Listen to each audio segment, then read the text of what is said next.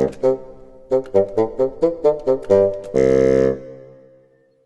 everybody, I'm Coach Jonah, coming to you from the Randolph Recreation Center and City of Tucson Parks and Rec. So today we're going to be going through basketball, so we're going to play a lot of basketball. If you have a smaller kid, maybe 7 or under, you should probably use a smaller ball. It's easier for their hands, and the big ball is just going to run away a lot more.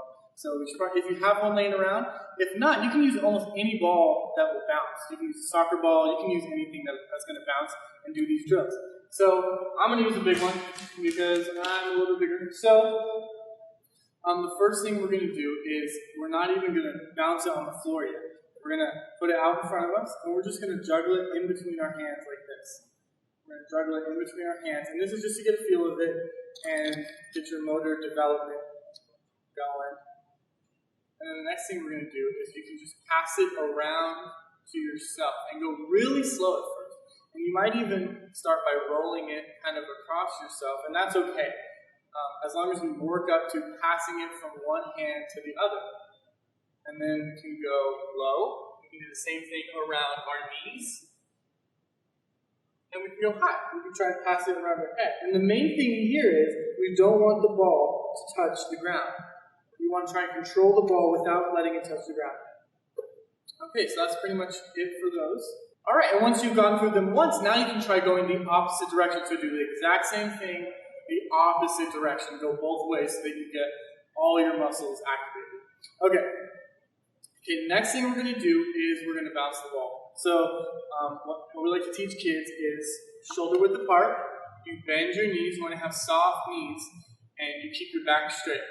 We're going to put the ball right out in front of us, one hand on top, one hand on bottom, and then we're going to bounce 3 times. So you just bounce 1, 2, 3 with your dominant hand, whatever hand your dominant hand is. And you want to bounce kind of in front of the toe that aligns with your dominant foot. So I'm right-handed, so I'm going to bounce in front of my right foot. So I'm going to do it again. You go 1, 2, 3, pick up. It's really important to control. You want to push the ball straight up and straight down. Okay, so now we're going to go to our non-dominant hand. So switch your hands. Your dominant hand's on the bottom, non-dominant on top. For me, it's my left. And I'm going to bounce the ball right in front of my left foot 3 times. 1, 2, 3. It's okay if you don't pick this up right away. It's a really tough skill to bounce it straight up and down 3 times, especially if you're little. So it's okay if you do this 100, 10,000 times. Michael Jordan did it countless times.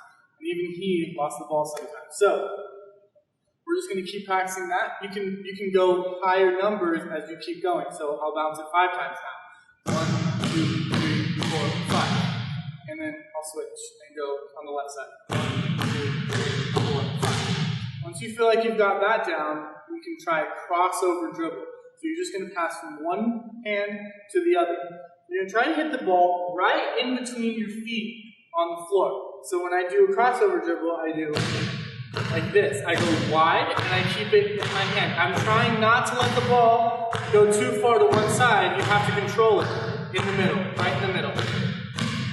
Okay, so once you guys have practiced that for a long time, it usually takes a lot of practice to get the ball under control and make sure that you're dribbling equally with both hands and one hand isn't more dominant than the other.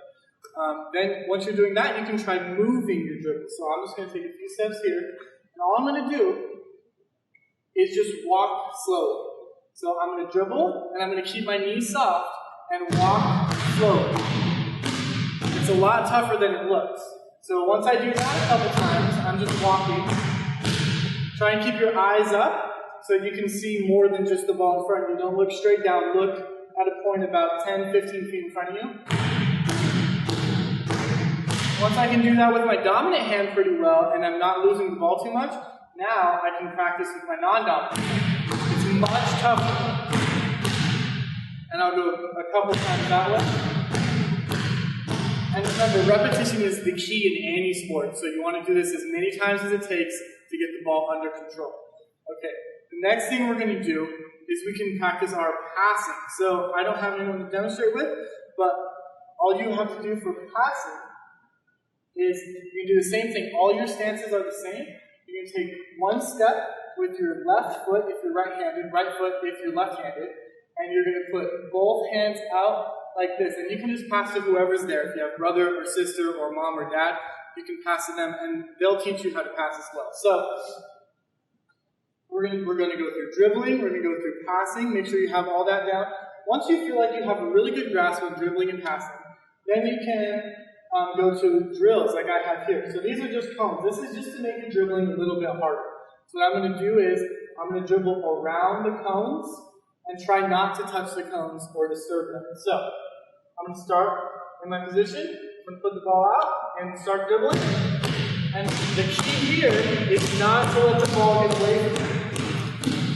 You want to dribble the ball in between the cones and make sure it doesn't get away from you. So you just go around the cones. And it's okay if at first you have to look down at the ball. That's totally fine. The goal is to get your eyes up. So at the end of it, you're not even looking at the cones, you're looking straight up. The next thing you can do is a crossover dribble with the cones as well. So I'm going to start with my right hand. I'll cross over, dribble a few times, cross over, dribble a few times, cross over. Okay, so these drills are a little bit more advanced and they're going to be hard. So you should probably dribble a lot before you get to the point where you can do these drills. You can do these for as long as you want until you master them. You can go really fast, you can start really slow, and you can just get better as you go. And you can do more cones, you can do different variations of cones. This is called All-American drill, where the cones are like this, and you go to each cone and cross over at each cone. So you can do lots of different variations with the cones.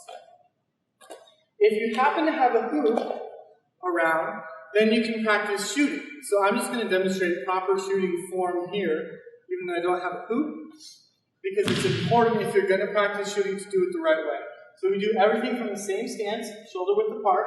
You have the ball right here, so you're ready to dribble, you're ready to pass, or you're ready to shoot all at the same time, whatever you need to do at that particular moment.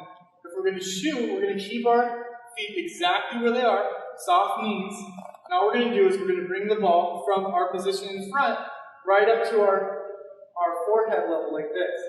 You want your hand big so that you have the most control over the ball. You put it at your forehead level. You don't want to use your offhand to shoot. It shouldn't be shooting at all. And this is a really tough concept. So really try and get the kids to understand that you should be able to shoot with your hand behind your back. So you can put the ball here, and all you do is just go straight up. And the ball should rotate like that in the air. And this is actually a perfect drill to use even if you don't have a hoop. They should be able to go straight up, and the ball should come straight back down. And that's a good drill to use even if you have a hoop to practice your form before you get to the hoop. So you go straight up, and it comes straight down. And you notice how my wrist is flicking, that's causing the ball to rotate. So those are just a couple of pointers to use when they're shooting. And then obviously when there's a hoop, you look at the back of the rim, and you shoot towards the back of the rim, and the ball should go in every single time if you're doing it correctly. All right, that's pretty much all I have for you. Have fun out there hooping in your backyards or your living rooms or wherever you happen to be. And we'll see you next time from Tucson Parks and Recreation.